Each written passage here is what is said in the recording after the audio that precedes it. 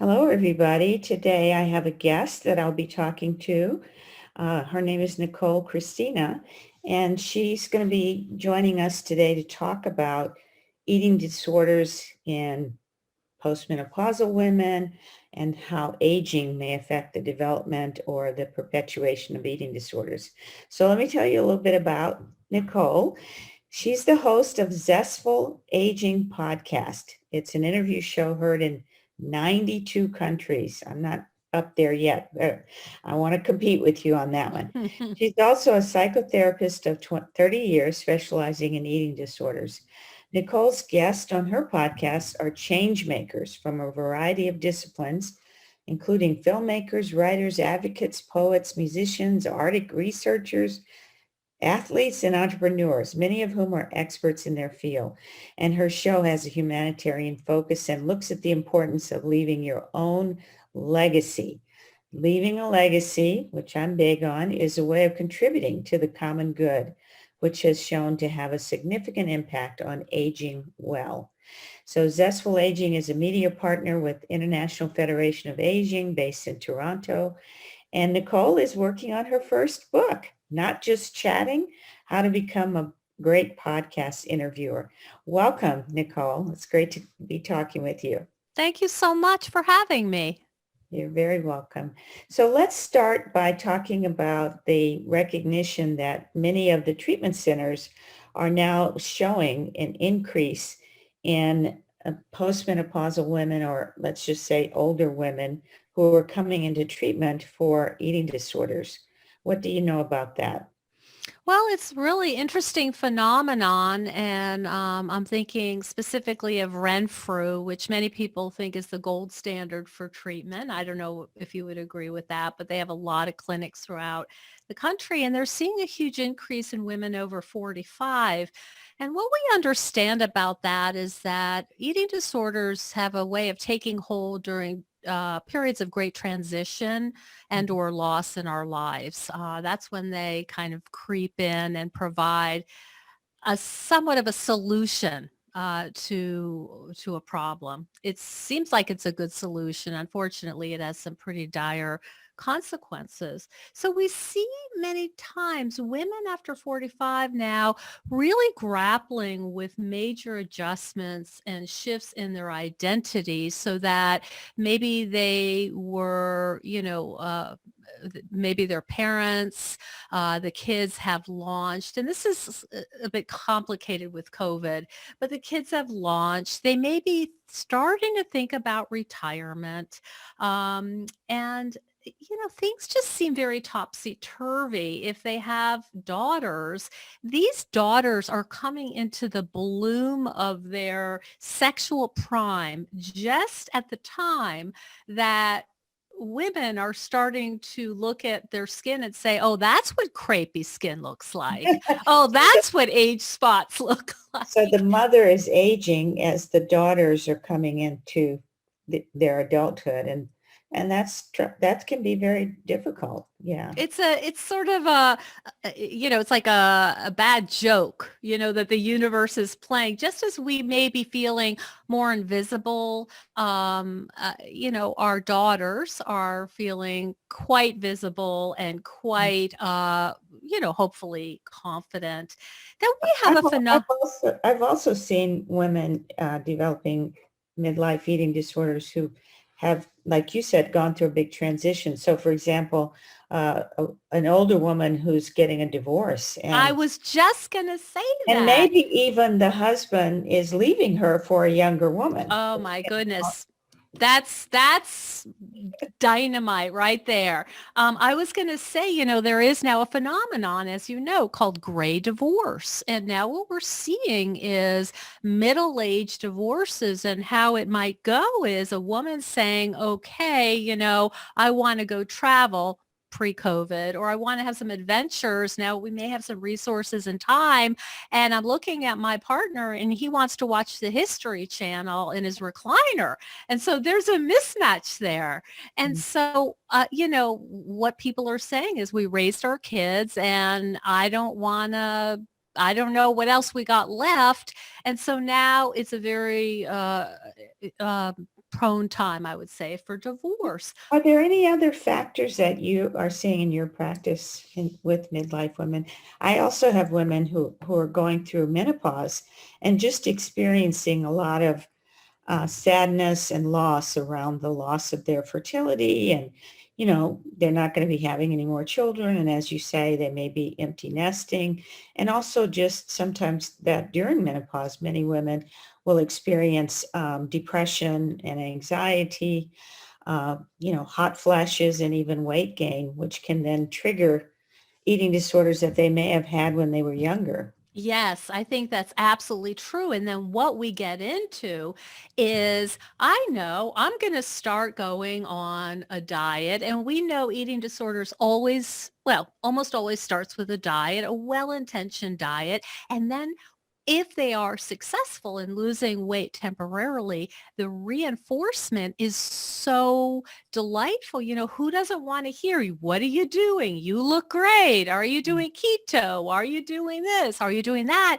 And then you have a person who, through no fault of their own wants to keep getting that reinforcement. And then all of a sudden they're not eating carbs. They're just eating kale smoothies. Then all of a sudden they're not going every other week to yoga or the gym pre-COVID or doing stuff on. Now they're doing it every day. And now the diet, whereas the woman might have felt in charge of the diet, now things start to switch and the diet starts becoming sort of the meaning of life for them.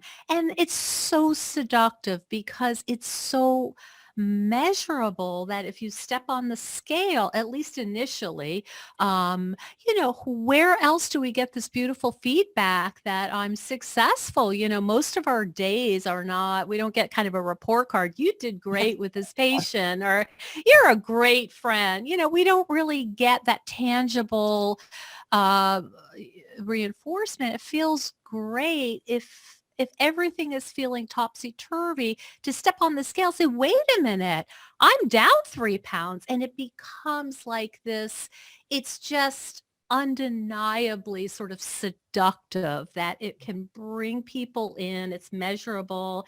And then, you don't have to think about your mortality. You don't have to think about your aging parents. You don't have to think about, do we have enough set for retirement? So I always think about it as it's an attempt to solve a problem.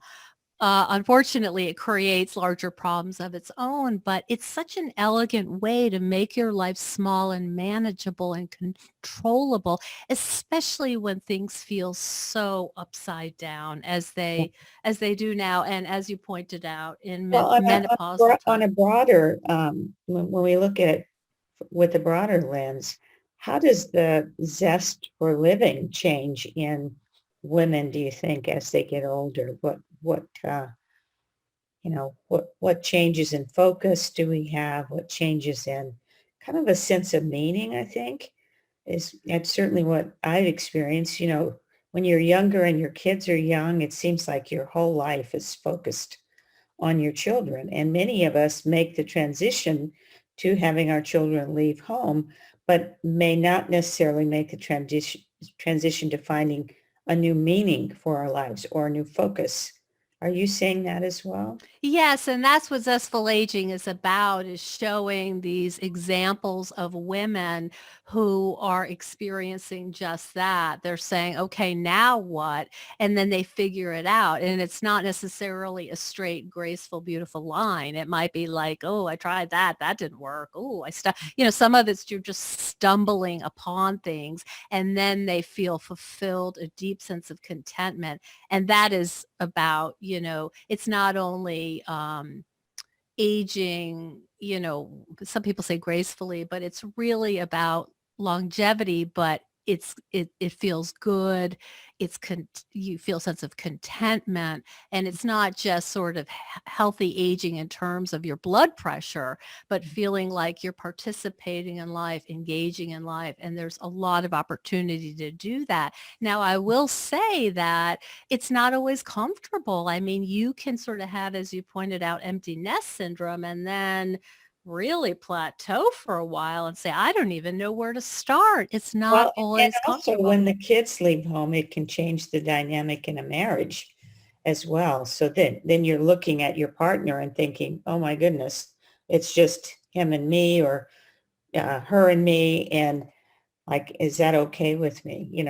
So Exactly. how do you help people in your podcast and your show make those kinds of transitions? Like, what are the ingredients you need to figure out, like, you've been doing this your whole life and now it's like, wait a minute, do I still want to do that, or it doesn't feel as good to me? What are the things you've been talking about around that? I think the short answer is trial and error and knowing that you're going to have to pull up some courage because change is hard for everyone.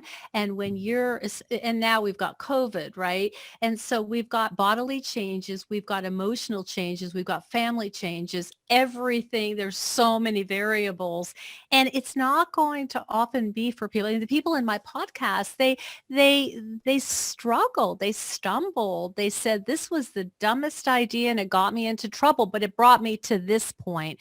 So what I see is sort of you try something, anything just to try, and then you have a sense of humor about it and it's not going to necessarily feel like, oh, this is what I've been missing. You may have to try a few things. You may have to try a watercolor class and say, this is terrible. I hate this.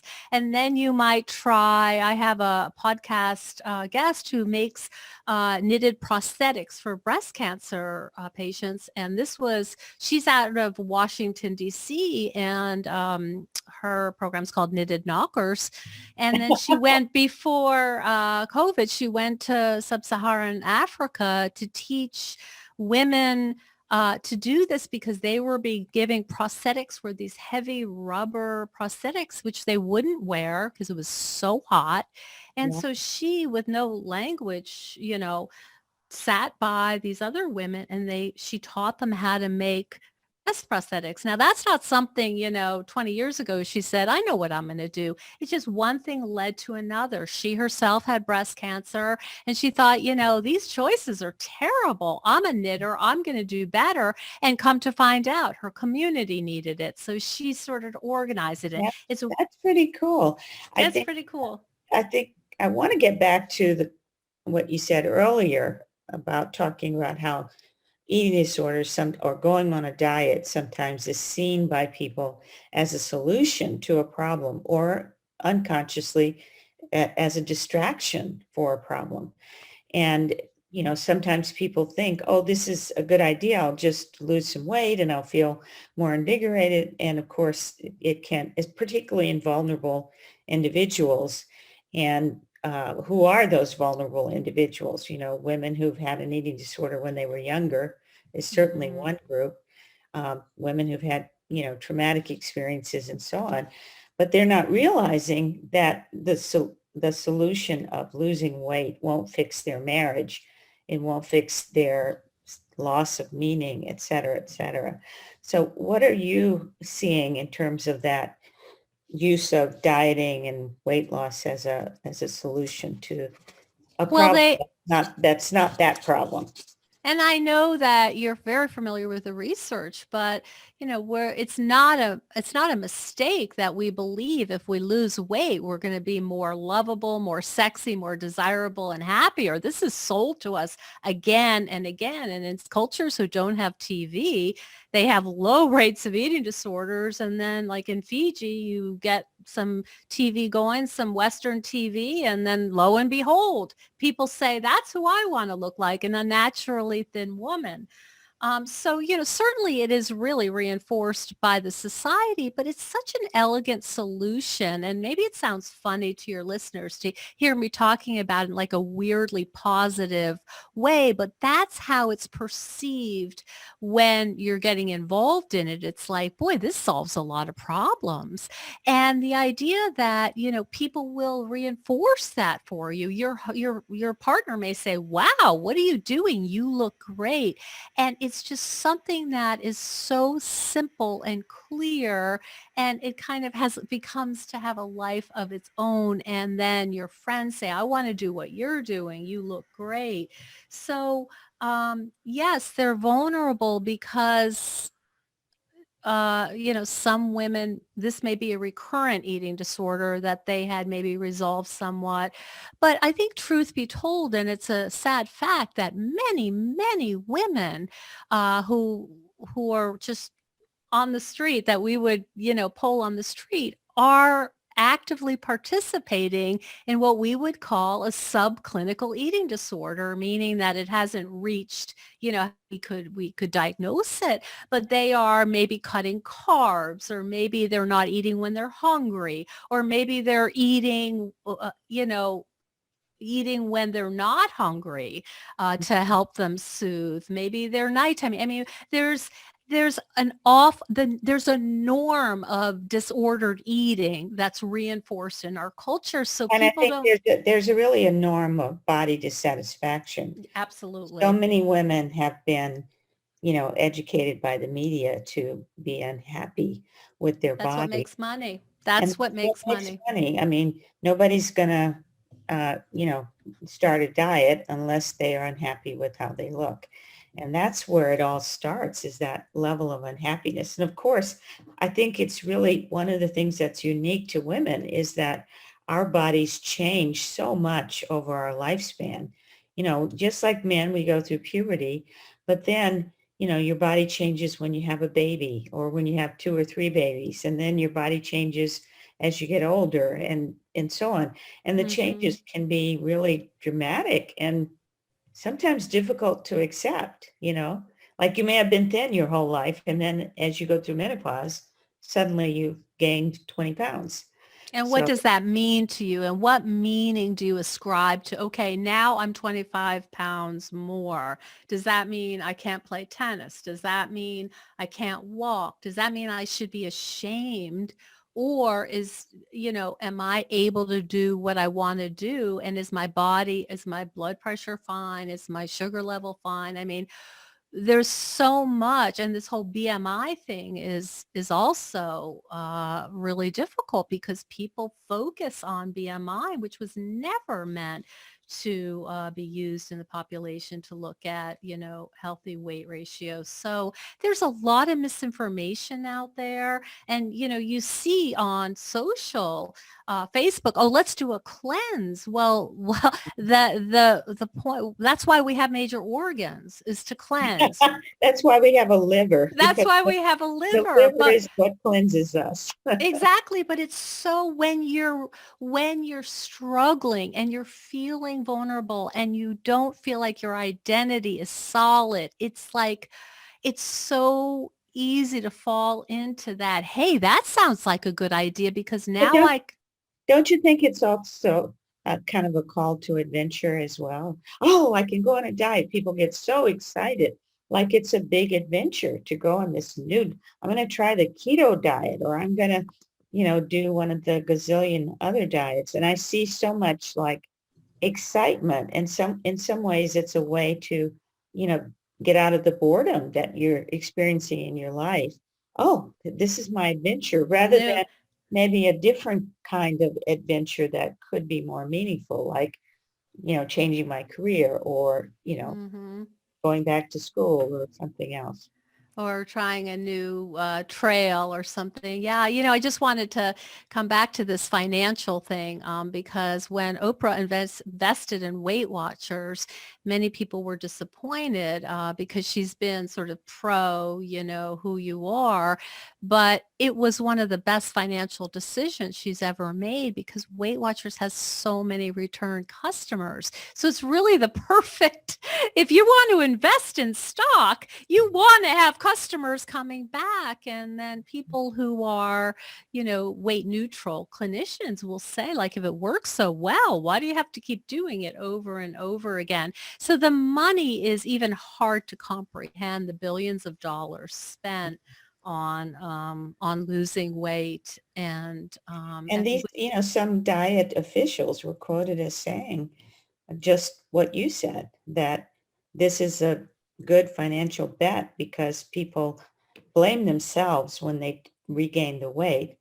And instead of blaming the diet, which they Mm-hmm. should, or dieting in general, which Mm-hmm. they should, they blame themselves. And the industry executives know that they're going to come back to dieting again and again and again because until they, maybe are in their 60s when I get them, or sometimes in their 20s if they're very conscious and realize that diets just don't work. When they get to that point, I think that's a great place to work on treating an eating disorder.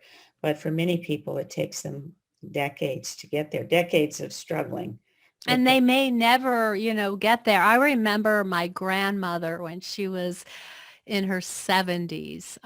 She grew up in Brooklyn. And so I used to bring her deli. And so I bring her, sandwiches, pastrami or whatever. And she would take off the bread. This woman was 75 years old. And she said, bread is fattening. And thought to myself, that's what you're Nope. worried about?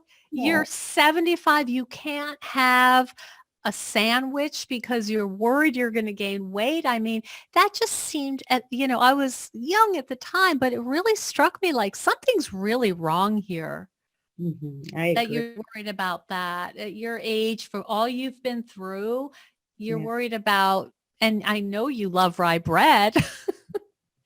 I think that's true. I think one of the things that makes me so angry about the diet industry is that it robs women in particular of decades of their life energy, their psychic energy. I often ask my clients, how much of your time and energy do you spend on, thinking about food, thinking about your body, thinking about a diet, et cetera, et cetera.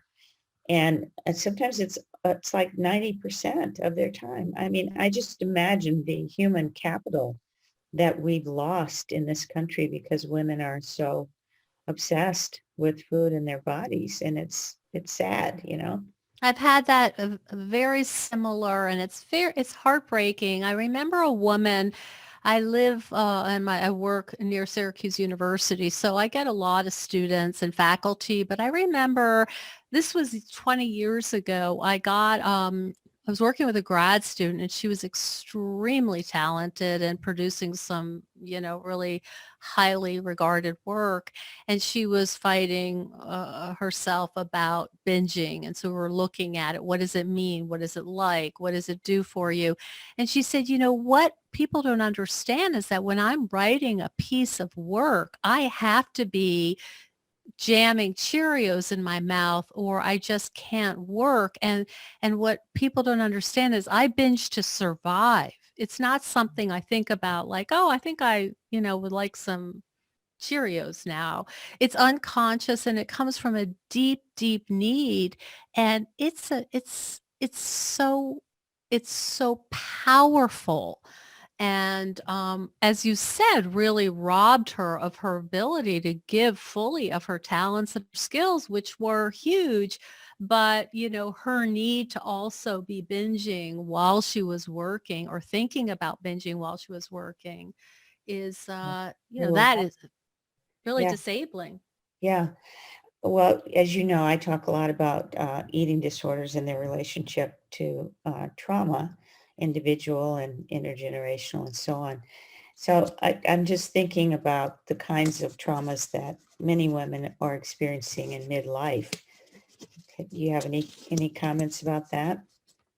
Well, I'm not sure about I'm going to come back to that, but I want to say that now when I see students coming from the university or high school students, I never used to do this on intake. Now I have learned to say, have you had any experiences of non-consensual sex? Because so many women were saying yes. And I thought, I'm missing some really important data here. So now I just automatically say, what has that been like for you? And 9 times out of 10, they say, well, it wasn't exactly rape, but it wasn't right either. So And I, and I love the New York Times article that came out where they interviewed both male and female about what consensual sex means or how do you define it and how do you define rape. it was so interesting. And I'm a mother of sons, so, I don't have a daughter, but I have a granddaughter, and I sent her that article, and they were talking about how many men are now, and I sent my sons the article, and they were talking about how many men are now realizing that they have coerced sex, even though maybe it didn't meet the technical definition of rape, but it wasn't something that the woman truly wanted, which left a mark on them. And how many women say that they just gave in because they didn't want to argue or they didn't want to hurt someone's feelings. It's a very troubling situation for sure. That's a subject that I just find so interesting. And I had Peggy Orenstein on. She's the author of Boys and Sex, and her whole thing is about consent. And what she found interviewing, I think they were 16 to 22-year-olds throughout the country, is that these good boys that we would never imagine would be sexually aggressive are just doing what they think they're supposed to do. And consent is like the bare minimum. It's not even about, do you want to do this? Do you want to do that? It's like, is this okay? We could Or do a lot better than can I that. get away with it? There's been a Yes. bunch of high profile cases of young men having sex with women who were passed out drunk. That's a pretty common one where Right. obviously you cannot give consent. So, but when we look at the other end of the spectrum, I know I see women whose parents are going into assisted living. I've Yes. had patients whose parents have died through the COVID epidemic, and Ah, obviously, and they weren't able to be with them. Sometimes okay. the funerals were video funerals. They couldn't even have a funeral because they couldn't travel if the person lived in another state. And I've just, hear a lot about also the relationship that changes as women age between a woman and her mother, how some of the Hmm. tensions and fractures in the relationship get worse as the woman ages. And I think that Mm-hmm. those can be traumatic in a different way. They definitely can be stressful in a different way than, say something that's an obvious big T, what we used to call big T trauma. Well, it's interesting that you bring that up because the other thing that people are talking about with COVID and the political nightmare that's happening is ambiguous losses. Mhm. And those are the little losses that like, well, I don't think, I'm in New York's spiking. I'm not going to go to the grocery store to get, the freshest whatever every day. I'm really going to try to decrease any kind of possible exposure. So there's these losses every single place you go. I can't, I would usually have a Friendsgiving with some of my buddies. We're not doing that because we want to be careful. And so they're every single place now with COVID, there's a little loss that it just doesn't seem so bad. But then when you add it up, you see, wow, like I can't even, pass a dog walker on my street without giving them a wide berth, a 6 foot, 8 foot, so there is this sense that not only, might they have big T trauma in terms of a gray divorce, in terms of strained parental relationships, the whole thing about the death, the COVID, all this, and their kids maybe struggling, the economy's all whacked out. There's a lot. Also, there's this whole thing about the election and whose side are you on? And that's become so painful for people who are already stressed out about going home for Thanksgiving. Now we add the food, the drink, the family relationships, and the election. So it's just rife with, tension and stress. But And I think there's also, particularly for Black, Indigenous, and women of color, I mhm, know for myself, you watched my TED Talk, so you know a little bit of my history, but I know for myself that the protests and the murders of young Black men and women have really triggered a lot of past trauma in those of us who grew up under, the systemic racism that we have in our country. And just, I know I was doing pretty well. I don't watch the videos, honestly, I because don't either. I can't bring myself to I watch can't them. either. I did But not watch. I was doing pretty well with understanding what happened to George Floyd, and then, Mhm. Ahmaud Arbery and Breonna Taylor and so on. And then this young kid in Aurora, Colorado, where I used to live in Denver. Aurora is a Mhm. suburb. And there was a story about a young kid who was a massage therapist, um, not threatening at all, looking, a small guy, went to the grocery store to get his little brother an iced tea or something, some kind of drink, and was killed on the way. He was stopped by the police, and they, detained him, threw him on the ground, and he, in a similar fashion to George Floyd, he was murdered. I And can't even and imagine that's where was the breaking the time. point for me. Yeah, I I I see. saw that kid, and I just thought, how can this be? Because he's I look at him and I don't feel threatened. I wouldn't feel threatened walking along a dark street if he came by. How is it that the police would kill someone like that there's no suspicion that he's done anything wrong? No one has called them to and that I woke up crying the next morning with that. And so I think a lot of women of color are experiencing some of these same experiences, and that's stressful and can cause that emotional eating, which then, leads to some weight gain and then leads to the next diet, and, et cetera, along with And the your health. COVID-15.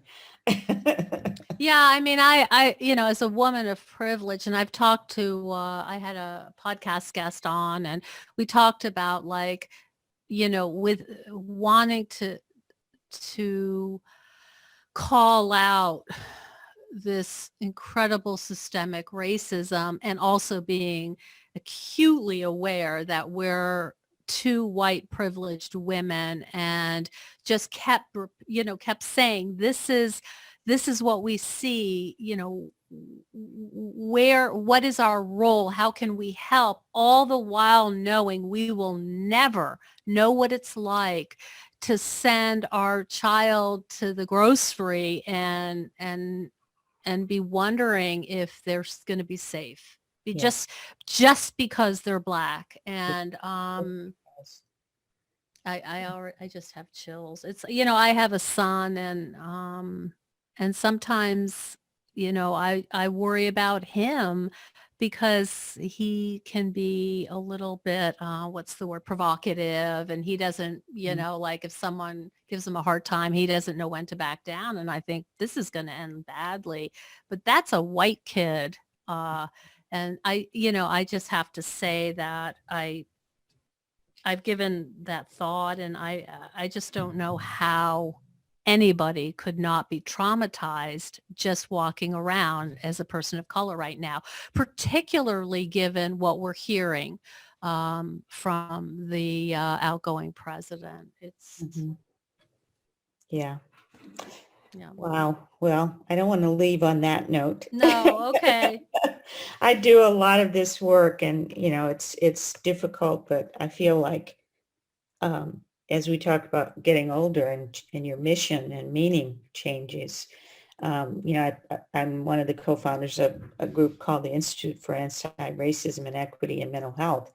So we're doing a Mhm. lot of consulting work with different organizations, including a public defender's office in Arizona, which was really interesting.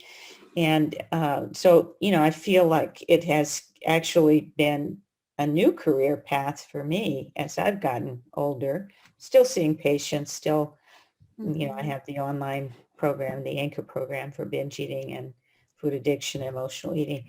But I think this is also something that's very near and dear to my heart. So Mhm. it's evidence that you can find passion without dieting. You can find excitement and adventure and passion even if it's an offshoot of your normal career. Absolutely. And I imagine 10 years ago, you wouldn't have thought, I know, I'm going to do something with mental health and racism. I mean, Never. things present themselves and you think, you know what? I think I would like that. And Yeah. then you just go bit by bit. And then when you hit a wall, you say, let me try something else. And then you meet people who are like-minded. You don't have to force it, but I do want to sort of have this idea that it's not necessarily going to come to you like this epiphany. You may have to kind of, muddle around a bit. I mean, that's I think one of the advantages of one of the opportunities of the quarantine, at least for me, has been that it slowed my life down. I'm not like constantly going, driving Mhm. here, driving there, going to Yeah. work here. And Yes. because of that, now I don't have children at home, so I'm not talking about you mothers who are homeschooling and becoming teachers. Oh My heart my goes God. out to you. Oh my goodness. Doesn't I ever, couldn't do that every day. I'm I sorry. could not either. But if you don't have kids at home, it gives you the opportunity to kind of slow down. And in slowing down, often ideas do come to you more clearly and easily. And I think rather than forcing yourself to do something like I have to do something, which then I think leads to these, you know, uh, diets and some of the other stuff we tried. It doesn't really solve the problem.